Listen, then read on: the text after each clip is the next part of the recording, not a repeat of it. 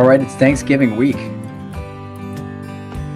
Kind of big, a lot of travel this week. I'm actually traveling, currently coming in from Canada, hoping that there's no weather, nothing going to keep me from making it back for some turkey and some football and well, I watched the dog show as well. I love that's become a tradition.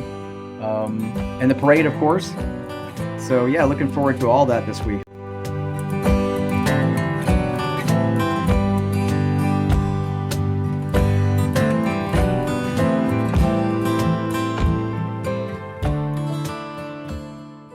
And because it's a short week, I'm thinking I had a podcast planned, had it recorded, but I've decided maybe just to go ahead and kick it into some thanks. And I just wanted to take this moment to talk a little bit about who I've been thankful for in my career, and maybe just invite folks to do the same. Like if you're not already doing this in life, one thing that I've really liked about my kind of daily regimen is introducing this idea of really conscious and purposeful gratitude. Some call it maybe gratitude meditation or thankful thinking, however you look at it, just kind of, hitting those negatives with positives. And it's just been a big change in my life. And this goes way back, I've looked at, we were talking about mentorship recently with some folks, and kind of thought about, I haven't had one like stalwart mentor in my life. It's always been just kind of a person of interest in a moment, or a scenario even, or just kind of a block of time. But they've all been so important to building up the person that I've become and the way that I view life and opportunity and all these things. And so I thought it'd be fun just for a Thanksgiving to do a quick podcast on being thankful and pulling back the curtain a little bit and letting you know who I'm thankful for in my life, and then just talking a little bit about kind of my mindful practice around being thankful. So I'm going to start with the fact that I'm actually in between not opportunities, but in between events. I just was in Chicago with a bunch of really cool folks in the Doug meetup program, the leaders there, and we talking about how we can build community. And it was just a really fun 4 days even, as it stretched out of interaction with people who were passionate about community, and that's been exciting. And today I'm thankful to be here in Virginia with my folks. That's where I grew up, and that's where they currently live, in Richmond. Maybe better circumstances. My mom's not been in great health. She's in the hospital currently. But again, thankful that I'm able to be here with her for even this short period of time, and really look forward to taking advantage of and just really maximizing this opportunity with her as I get to fly through on my way to Canada to spend a couple days with a couple hundred people up there at another community event. So a lot of community happening, so a lot to be thankful for there. So yeah, number one, I'm just super thankful for my parents for helping me to start, the foundation of who I am, and giving me opportunity and encouraging me along the way.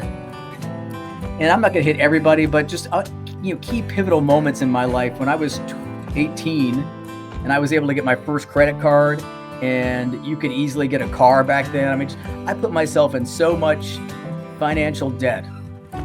It was outrageous. I mean, within a year's time, I had over $20,000 in debt, with a car, insurance, credit cards, more credit cards, more credit cards. It was just crazy at the speed and rate they were giving out credit cards to young folks back in the late 80s there. And pretty soon, within a year or two, I was really close to like almost $50,000 in debt, and making good money at an insurance company. So I was making really good money, but just living paycheck to paycheck because of all the debt I was accumulating. Having these credit cards that I was paying off just the minimum amount. And so the interest is compounding at 20%, and boom, bam. And it got to a point where I was getting underwater. And there was a gentleman I worked with. He was the president and owner of this insurance company. His name was Jim Rogers. And he knew I was struggling, and I must have confided in him. But he helped me to level set my finances in a way that was just a huge learning opportunity for me, and how I moved forward in managing my finances. And in general, just managing, adversity. And we sat down, and with a year's time, I turned my car in, number one, and found a used car that I could afford and that wasn't killing my insurance. And that was number one, but I still had to pay some of that off. But the rest of it, I just made a payment plan over the course of the next year and paid all this off in a year. And it was his mentorship.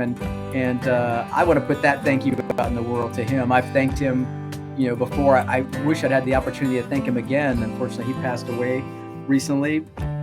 But it was kind of a number one level impact that I can remember. I'm going to jump way ahead into my career here in Dynamics and throw a thank you out to a guy named Brad LeBerry, who was a person I worked with for about 10 years, gosh, maybe even 13 years at Uray Sportswear, and just another quiet mentor that helped me to become a better IT person, gave me the opportunity to program, and just kind of set me on a path that kept me in Dynamics, which again, I've thanked him in person, but just another mentor and somebody in my life that had a big impact.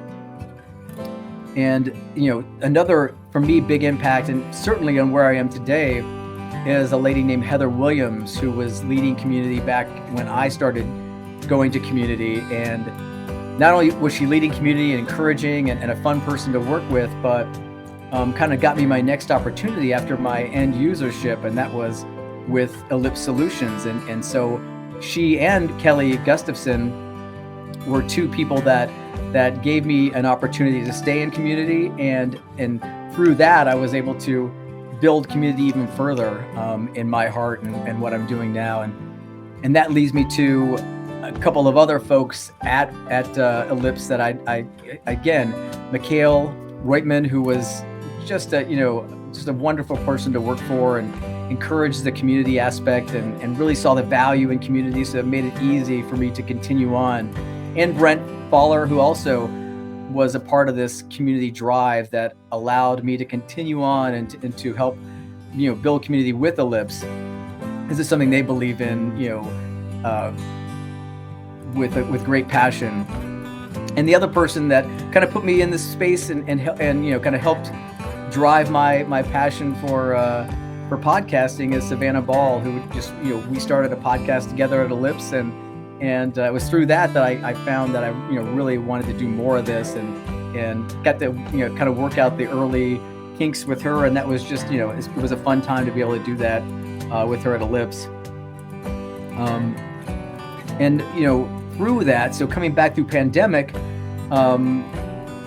there's folks like Pam Michalak, who was at DCI, who gave me opportunity to get back in community in a deeper way and help to program events, and leading to where I am now with Doug and Dynamics User Group, and Molly and John and Jake, who gave me the opportunity to be able to extend this passion into a career to continue to help the Dynamics community and help build it and help drive growth and success and great things to come here in the next few years. And so that's kind of like I would say really quick run through my thankfuls for today as I'm thinking about leading into Thanksgiving and even just the daily thanks that I go through, which kind of goes back to the initial kind of discussion around gratitude meditation and how to start to lean into this as a really positive thing in a person's life. And for me, it's for everybody it's different. That's the cool thing about any of this in life. Philosophy is that you really can take it and adapt it to whatever works for you. But for me, it's not just about, hey, every morning I set aside 15 minutes to say my thankfuls. It's really pushing that into almost every interaction and starting to view every interaction, if you can, as this, looking at it, what's the thing about this I can be thankful for, and not, focusing on maybe the negative side of whatever it is. If it's snowing, is it, oh my gosh, I'm going to be late, I'm going to miss something, or is it's snowing, oh, this is magical. Sure, it might delay me, but I'm going to enjoy the magic of this moment more than I am the potential outcomes of any negativity. And again, if you want to set aside time to do this, plenty of people do. You take a morning, start your morning, end your evening, take a break in the middle of the day and really be pointed and very purposeful about it, or if it's just in the moment, or both. I just feel there's so much benefit around this kind of thought process, and just continuing to reinforce when you start to feel a negative thought to stop and just course correct yourself into what the positive thought is around it. You don't have to ignore the negative. I mean, that's the kind of cool thing about I called myself a measured optimist, or a balanced optimist, and that I always want to see the optimistic side, but with the reality as a guardrail, so that it's not like I'm just going to run into a fire not thinking I might get burned, but I'm also not going to focus on the negative of that and keep the positive with me, knowing the potential risks and outcomes is kind of my sweet spot. So what does it do? I mean, for me, it's I feel an instant mood improvement if I'm in a negative space in life. The minute I focus back on this kind of positive thankful thinking, I do pull myself up pretty quickly, because again, if I just continue to focus on the downside, I'm going to spiral and get deeper. And sometimes you need that. Sometimes you need to be in a space of a little bit of darkness to appreciate the light. But you don't want to get too dark at the end of the day. And so you just having that in my mind, like for me, I know it improves my mood. And it's silly.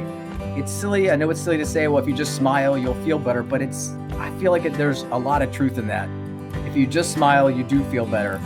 People smile back at you. That feels good. And you start to build that. And there's, it sounds silly sometimes, but it is true for me. So supporting the positive is just something that I just can't say enough about. And again, it's not a cure-all. It's not something that's going to be, if I just start smiling and thinking positive, everything's going to be bright and cheery in my life. It's just there's not a downside. To me is the fun part about this. There's truly no downside in doing this. It doesn't cost you anything. It's not stopping your life in any way. It's not causing any pain. It's just it's something that it's a practice that if you really get into it, it just has a lot of benefit. So yeah, combating the negative with the positive is all I'm saying. So yeah, keep it. If you can keep this in your heart, and you can find the positives.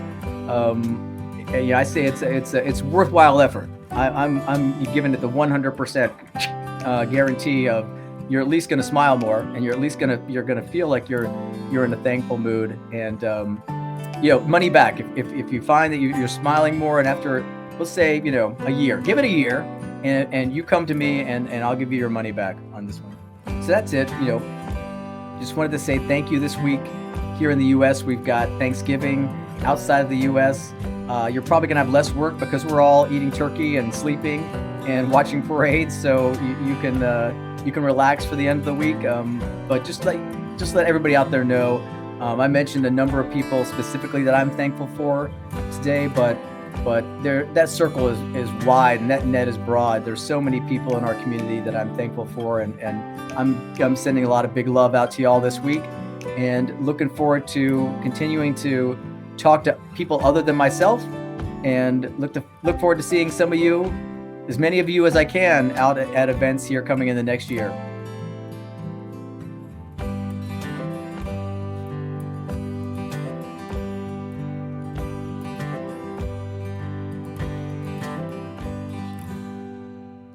Dig out.